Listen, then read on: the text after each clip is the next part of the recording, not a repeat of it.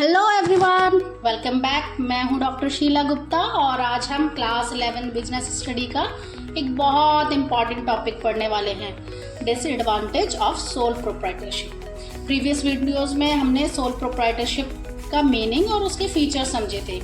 आज हम उसके डिसएडवांटेज को इजी लैंग्वेज और रियल लाइफ एग्जाम्पल के साथ समझेंगे ताकि कॉन्सेप्ट भी क्लियर हो और एग्जाम में भी इजीली याद रहे आप लोगों को। So let's get started.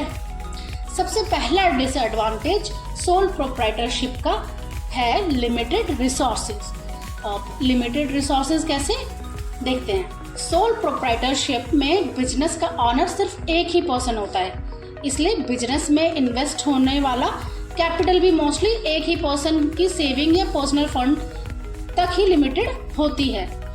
अगर बिजनेस को ग्रो करना हो, मशीन खरीदनी हो, शॉप एक्सपेंड करनी हो, इन्वेंट्री बढ़ानी हो, तो ऑनर को एक्स्ट्रा फंड की ज़रूरत पड़ती है। ठीक है, तो यूजली पहले वो अपनी सेविंग को यूज़ करेगा, फिर वो जो है अपने फ्रेंड्स या फैमिली मेम्बर से भी मांग सकता है। ठीक है, अगर फिर भी पैसों की ज़रूरत हो तो वो बैंक से लोन लेने की कोशिश करता है, लेकिन बैंक हर किसी को लोन नहीं देती। क्यों नहीं देती? क्योंकि उसको सिक्योरिटी चाहिए होता है। तो बैंक क्या करती है, बैंक जनरली कोलेटरल सिक्योरिटी मांगती है। अब ये कोलेटरल सिक्योरिटी क्या है? कोलेटरल का सिंपल मीनिंग है कोई वैल्यूएबल एसेट, जैसे हाउस हो गया, लैंड या प्रॉपर्टी हो गई, जो बैंक के पास सिक्योरिटी के रूप में रखी जाती है। अगर लोन रिपे नहीं होता तो बैंक उस एसेट्स के थ्रू अपना पैसा रिकवर कर सकती है। ठीक है, इसीलिए ये कोलेटरल सिक्योरिटी बहुत ज़्यादा ज़रूरी होता है बैंक के लिए। अब सोचिए, अगर किसी ऑनर के पास कोलेटरल ही ना हो तो उसके लिए लोन लेना भी डिफ़िकल्ट हो जाएगा।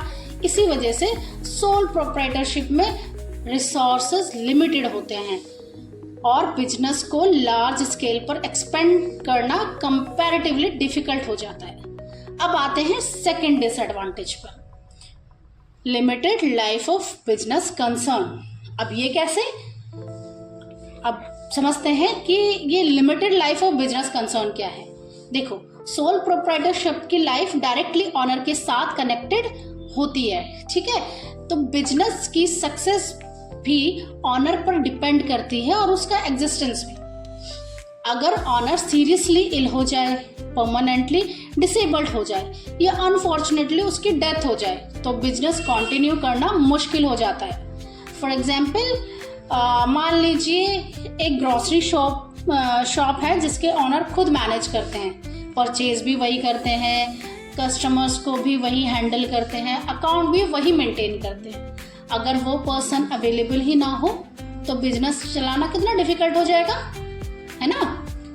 इसीलिए सोल प्रोप्राइटरशिप की कॉन्टिन्यूटी अनसर्टेन होती है। अब बात करते हैं थर्ड डिसएडवांटेज की। Third disadvantage is unlimited liabilities. ये एग्जाम्पल से ये एग्जाम का जो है ना सबसे इम्पॉर्टेंट पॉइंट है, तो हम इसको बहुत अच्छे से पढ़ेंगे और थोड़ा ध्यान लगाएंगे। ठीक है, अनलिमिटेड लायबिलिटी का मतलब है कि अगर बिजनेस अपने डेब्ट रिपे नहीं कर पाता तो ऑनर को अपनी पर्सनल प्रॉपर्टी और पर्सनल सेविंग से भी पेमेंट करनी पड़ सकती है। सपोज करना कि बिजनेस के लिए बैंक से लोन लिया है। ठीक है, बिजनेस में हैवी लॉस हो गया और बिजनेस एसेट से पूरा लोन रिकवर नहीं हो पाया। ऐसे सिचुएशन में बैंक एप्लीकेबल लीगल प्रोसेस के अकॉर्डिंग ऑनर की पर्सनल एसेट्स को भी रिकवरी कर सकती है। कैसे कर सकती है भाई? उसको क्या करेगी, वो उसको सेल आउट कर देगी। इसलिए सोल प्रोप्राइटरशिप में फाइनेंशियल रिस्क काफ़ी ज़्यादा होता है। ठीक है, अब आते हैं हमारे लास्ट डिसएडवांटेज पे, जो है लिमिटेड मैनेजरियल एबिलिटी।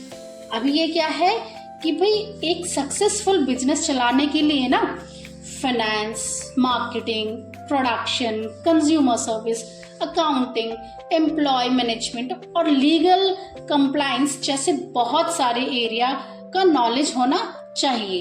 ठीक है, लेकिन प्रैक्टिकली एक ही पर्सन हर फील्ड का एक्सपर्ट नहीं हो सकता। हो सकता है ऑनर फाइनेंस में स्ट्रांग हो लेकिन मार्केटिंग में वीक हो, या मार्केटिंग अच्छी हो लेकिन अकाउंटिंग उतनी स्ट्रांग ना हो।